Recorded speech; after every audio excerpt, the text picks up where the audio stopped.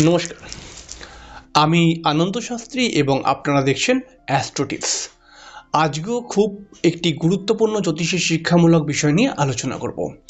অবশ্যই আলোচনাটিকে দেখুন এবং বোঝার চেষ্টা করুন। এবং আপনি যদি আমার চ্যানেলে প্রথম হয়ে থাকেন তাহলে কিন্তু অবশ্যই চ্যানেলটিকে সাবস্ক্রাইব করে বেল আইকনটিকে অবশ্যই ক্লিক করে দেবেন। আলোচনার বিষয়বস্তুটা কি? উচ্চস্থ গ্রহ।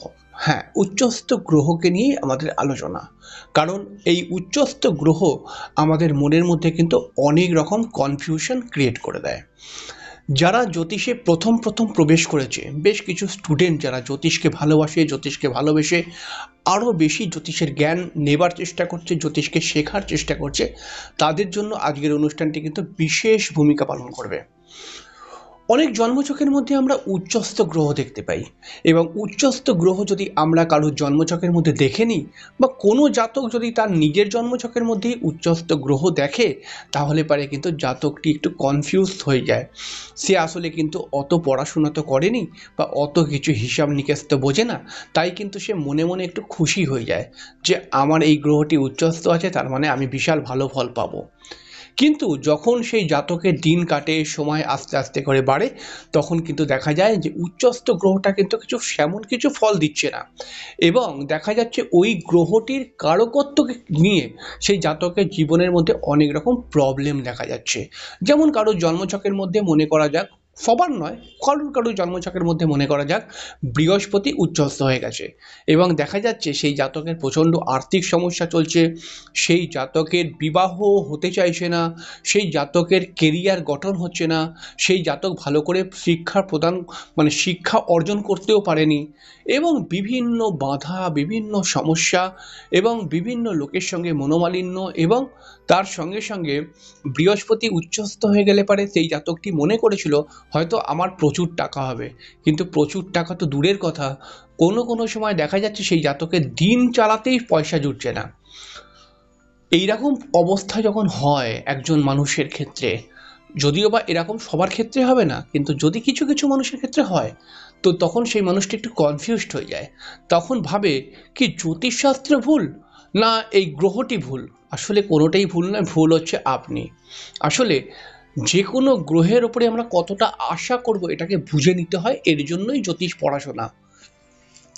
তবে আমরা কিন্তু সরাসরি বিষয়বস্তুটার দিকে চলে যাচ্ছি। উচ্চস্থ গ্রহ সর্বদা কিন্তু মাথায় রাখতে হবে ভালো ফল দেয় না। তাহলে কখন উচ্চস্থ গ্রহ ভালো ফল দেবে না? যখন কোনো উচ্চস্থ গ্রহ আপনার ষষ্ঠ, অষ্টম, দ্বাদশপতি গ্রহ হবে, অথবা যদি আপনার জন্মছকের মধ্যে উচ্চস্থ মারক গ্রহ হয়, বিশেষ করে দ্বিস্বভাব রাশির জন্য যে মারক গ্রহগুলো আছে, সেই মারক গ্রহগুলো কিন্তু খুব সমস্যা ক্রিয়েট করে।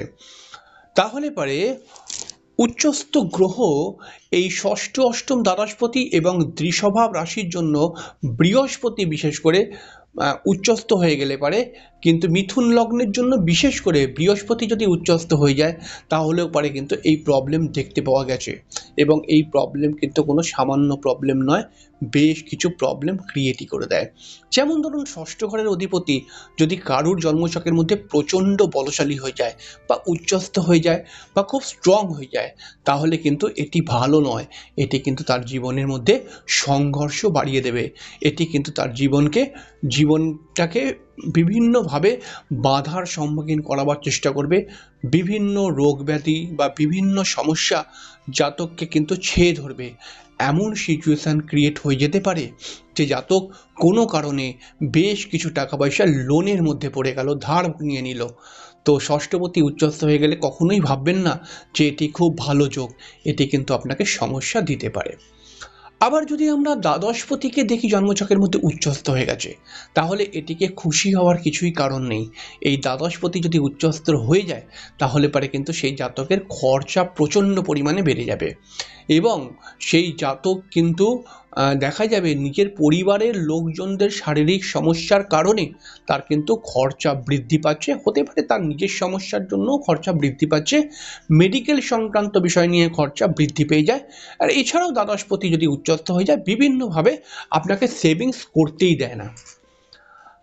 আবার কারো জন্মছকের মধ্যে অষ্টমপতি যদি উচ্চস্থ হয়ে যায় তাহলে পারে কিন্তু অষ্টমপতি জীবনের সমস্ত বাধা বিঘ্নকে নির্দেশ করে এবং তার সঙ্গে সঙ্গে অষ্টম থেকে আমরা মৃত্যু বিচার করি। মৃত্যু কথাটাকে একটুখানি বুঝতে হবে, বিশেষ করে যারা জ্যোতিষকে অনেক দিন ধরে বোঝার চেষ্টা করছে তারা হয়তো বিষয়টাকে কিছুটা জানলেও কিন্তু নতুন যারা স্টুডেন্ট তাদের ক্ষেত্রে মৃত্যুকে নিয়ে কনফিউশন আসতে পারে। এইখানে মৃত্যুকে বিচার করা হয়, কিন্তু মৃত্যুকে বিচার করা হয় না, আসলে মৃত্যুর কারণকে বিচার করা হয়। কখনোই মনে করবেন যে অষ্টম ঘর মানে হচ্ছে মৃত্যুর ঘর, অষ্টম ঘর থেকে মৃত্যুর কারণ বিচার করা হয়। অষ্টম ঘর থেকে আমরা জীবনের সমস্ত কিছু বাধা বিঘ্ন ইত্যাদি বিচার করি। তো এই ঘরের অধিপতি যদি উচ্চস্থ হয়ে যায় তাহলে সেই জাতকের মধ্যে অটোমেটিক্যালি সেই জাতকের জীবনে প্রচুর বাধা স্ট্রাগল এগুলো চলেই আসবে এবং তার সঙ্গে সঙ্গে সেই জাতক কিন্তু সর্বদা মানসিক টেনশনের মধ্যে থাকবে। তাহলে তাহলে উচ্চস্থ গ্রহ যদি এই ষষ্ঠ অষ্টম দ্বাদশপতি হয়ে যায় তাহলে প্রবলেম তো হচ্ছেই। তাহলে এবার মারকটাকে নিয়ে আসি। আমরা জানি কন্যা লগ্ন বা মিথুন লগ্নের জন্য বৃহস্পতি মারক এবং বাধক গ্রহ। তবে কন্যা লগ্ন কি করে চলতে হয় এটা কিন্তু জানে, এটা ভগবানের গিফট। কন্যা লগ্নের মধ্যে বুধের খুব বেশি শক্তি রয়েছে, কিন্তু মিথুন লগ্ন বা মিথুন রাশির মানুষরা ফেঁসে যায়।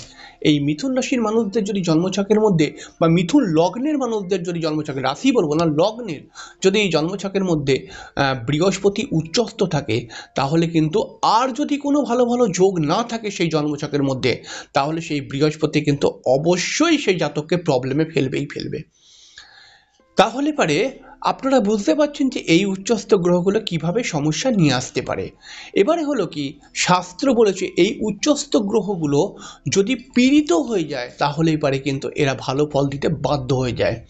এই জন্যই বলেছে শাস্ত্র ষষ্ঠ অষ্টম দ্বাদশপতি যদি ষষ্ঠ অষ্টম দ্বাদশ ঘরের মধ্যেই থাকে তাহলে এরা রাজ্য ক্রিয়েট করে দেয়।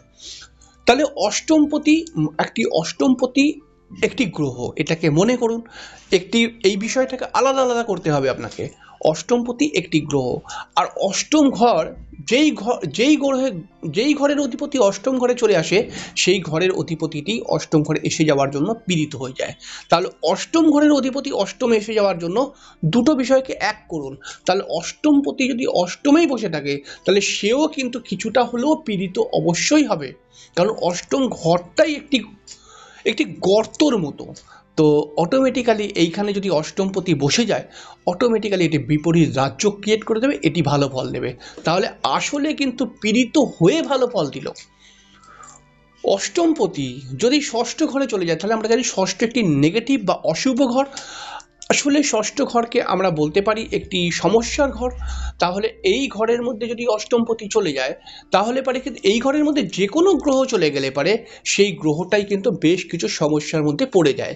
তাহলে অষ্টমপতি চলে গেলে পারে অষ্টমপতিও সেই কিছু সমস্যার মধ্যে পড়ে যাবে। এইটাই শাস্ত্র বলছে যে এই গ্রহগুলো যদি পীড়িত হয় তাহলে এরা ভালো ফল দেবে। তাহলে অষ্টমপতিও কি সমস্যার মধ্যে পড়ে গেল, তাহলে এবার সে রাজ্য ক্রিয়েট করে দিল পীড়িত হয়ে যাওয়ার জন্য। ঠিক এরকমভাবে বুঝে বুঝে আপনাকে শিখতে হবে, তাহলে পরে কিন্তু আপনি খুব ভালোভাবে জ্যোতিষটাকে বুঝতে পারবেন। তো আপনি যদি জ্যোতিষকে আরও জানতে চান, আরও বুঝতে চান, আরও শিখতে চান তাহলে নির্ভয়ে এগিয়ে আসুন। অবশ্যই আমি আনন্দ শাস্ত্রী আপনার পাশে অবশ্যই থাকব। আপনি যদি জ্যোতিষ শিখতে চান এবং অনলাইনের মাধ্যমে নিজের বাড়িতে বসে যদি আপনি জ্যোতিষ শিখতে চান এবং প্রপার জ্যোতিষ, প্রপার অ্যাস্ট্রোলজি যেটাকে বলা হয় সেটা যদি আপনি শিখতে চান তাহলে পরে অবশ্যই যোগাযোগ করে নেবেন। আমার সামনেই অনলাইন কোর্স চালু হচ্ছে এবং সেই কোর্স আমি সবাই মিলে অর্থাৎ দুজনে মিলেই কিন্তু জ্যোতিষের জ্ঞানকে আরও বৃদ্ধি করব এবং আরও অনেক কিছু শেখার চেষ্টা করব। হ্যাঁ, আমিও শেখার চেষ্টা করব। হয়তো কোনো একটা স্টেজে আপনার থেকে আমি বেশি জানি বলে আপনি হয়তো মনে করছেন আমি স্যার, কিন্তু আমি নিজেকে মনে করি আমি এখনও অনেক কম জানি, আরও অনেক কিছু শিখতে হবে। তো যাই হোক, পরের দিনকে আবার দেখা হবে। কথা বলতে বলতে আবেগে চলে আসি। তো যাই হোক, পরের দিন দেখা হবে। চ্যানেলটিকে সাবস্ক্রাইব করবেন, অবশ্যই কিন্তু বেল আইকনটাকে ক্লিক করে রাখবেন এবং আপনার যদি কোনো মূল্যবান বক্তব্য থাকে তাহলে অবশ্যই কমেন্টস করে জানাবেন। আজকের অনুষ্ঠানটি এখানেই শেষ করলাম, পরের দিন আবার আপনার সঙ্গে আমার দেখা হবে। ততক্ষণের জন্য